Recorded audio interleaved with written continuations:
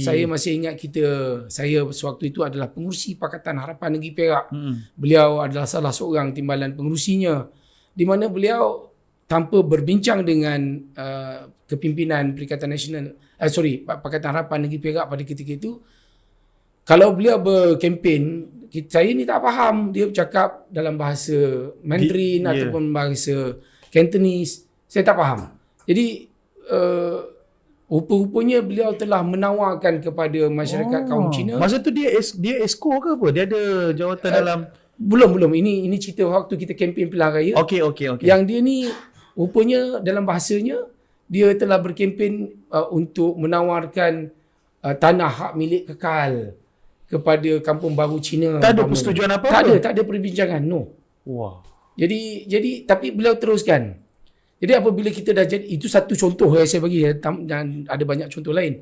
Tapi apabila kita berada di dalam kerajaan, setiap minggu, inilah perkara yang antaranya yang ditekankan kepada saya supaya saya mana dia push lah dia push.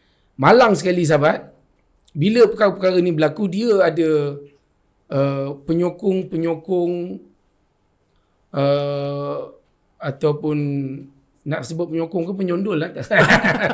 Tapi yang nak mengangkat dia ni. Jadi saya ada di dalam barisan exco saya itu yang sehingga mengatakan kalau saya tidak meluluskan pengurniaan tanah hak milik kekal ataupun kita panggil 999 tahun ni kepada Kampung Baru Cina, maka saya ni berdosa, dia kata.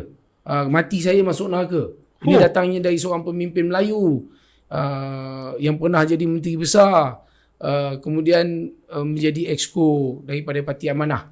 Dia ni dia cakap sampai tahap tu, dia cakap punya nak sokong. Jadi saya kata kenapa? Kerana kita dah berjanji, dia kata. Saudara, saya nak bagi tahu, kita tak pernah berjanji.